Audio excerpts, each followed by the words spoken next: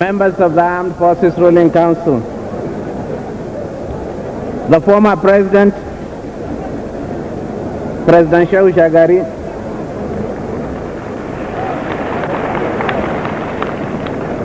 the military governor of Kaduna State, members of the National Council of State,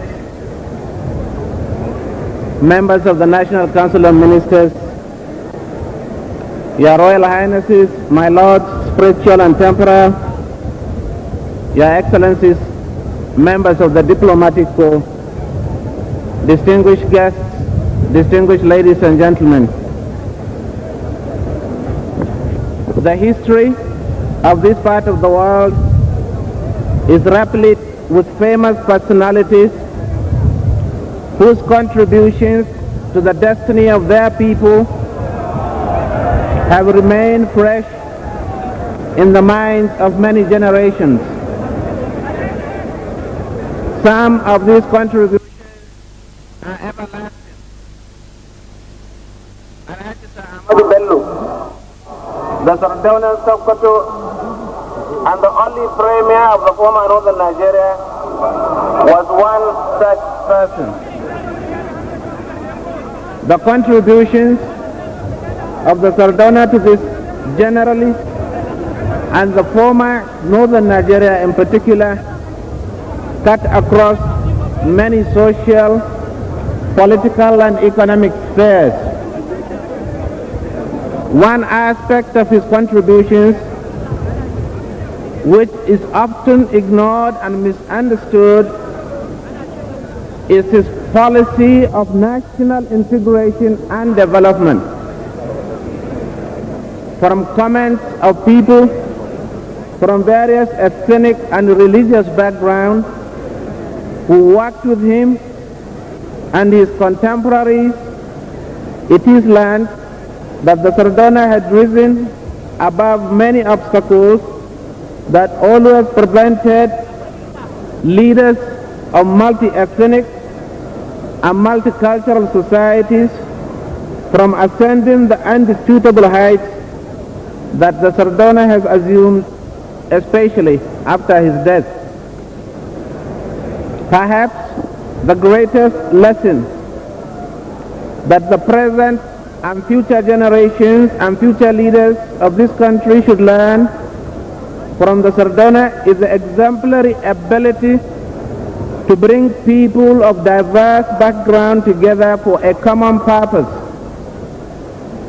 This historic occasion of the launching of the Arewa House Appeal Fund in memory and honor of such an eminent political stability is therefore most noble and praiseworthy.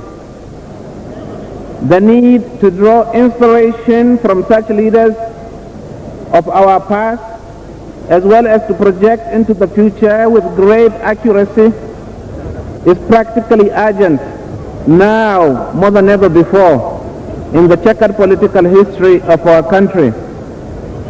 Although the Sardauna had already found established traditions of ethnic integration and cultural coexistence that were carefully set and promoted by his ancestors in the old multi-ethnic Sokoto Caliphate, it is to his great credit that he successfully extended these traditions to include societies that had just been brought together with the old Sokoto Caliphate through British colonialism.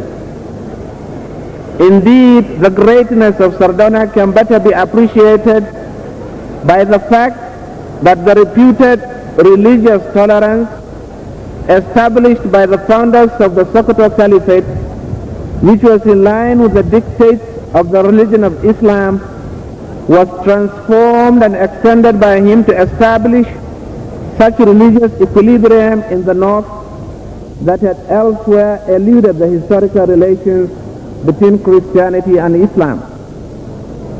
Times have changed. The complex nature of today's society is compounded by the fact that ideas and events elsewhere in the world affect us due to the facility of information more directly than they did before. Social, economic and political convulsions in other parts of the world play significantly on the minds of our people more passionately than ever before. Religious and political crises that originate elsewhere may hatch among our diverse people with unfortunate consequences. Leaders today, therefore, face greater challenges of national cohesion than their predecessors because of these greater global complex situations. This is where lies the relevance of the Sardauna's tolerant legacy.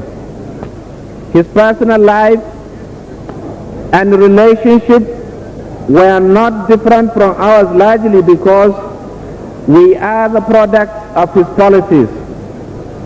We have a duty to pass on these qualities of tolerance, understanding and sense of belonging amongst our diverse communities to succeeding generations through personal example and through mass dissemination of the values of the Sardauna by upholding his legacy. One of the most potent instruments for upholding these values is through research and scholarship and their application. This underlines the importance of this august occasion. There is no better contribution that this generation can make than to establish an institution through which extensive studies of the Sardauna's life and times can be made. I have no doubt in my mind that the Nigeria of today can draw good examples from the north of yesterday in the all-important spheres of social, religious, and political cohesion.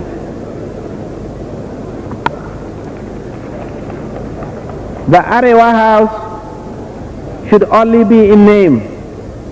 The functions and operations of the house should, however, reflect new realities and also transcend the old north by transforming the values it upholds on national scale. These values should, by necessity, be extended nationwide so that the spirit of the old north that was intensively instilled in the former northerners should now embrace all Nigerians. What is the essence of this spirit? One may ask. It is the spirit of the sense of belonging to the north and the commitment to its cause above every other thing else. It is the spirit of ethnic integration that produced such proverbial House of Fulani complex, an integration of two racially distinct stocks that merged with smaller ethnic groups to form a communal entity. It is the spirit that produced that attitude of minds transformed into joking relationships that smoothen interactions between otherwise ethnic, political and cultural rivals such as the Fulanis and the Kanuris, the Chiefs and the Fulanis, the Lupes and the Kazanawa, the Hausas and the Jukuns, or even among Kanawas and Zagi, and so on and so forth. Let us therefore restore the spirit of Christian-Muslim pristine brotherhood and the spirit of give and take on the basis of equal opportunities for all. These are the qualities Nigeria needs in order to overcome the problem of regional dichotomy, divisive ethnicity, crippling statism, and religious bigotry. I want to put on record my sincere appreciation of the novel idea of erecting permanent Sardauna Museum in the official residence of the late Premier, which already serves as evidence in the recent years as a distinguished academic research center and a beehive of intellectual activity from all over the world. And this was done in honor, memory, and glorification of the late Sir Alhaji Ahmadu Bello, the Sardauna Sokoto. As I said in my opening speech to the World Conference on Slavery and Society and History, organized by the Arewa House in March 1990, it should be made possible for the center to function as an international center for social analysis, to which scholars from all over the world will come from time to time to examine society in all its ramifications. I salute the military governors of the owner states of the NNDC, the Bank of the North, and Kaduna Polytechnic, the distinguished members of the organizing committee, and all those who contributed in making this important gathering a success. I urge all Nigerians and all citizens of the world community to contribute most generously to the achievement of such a worthy cause.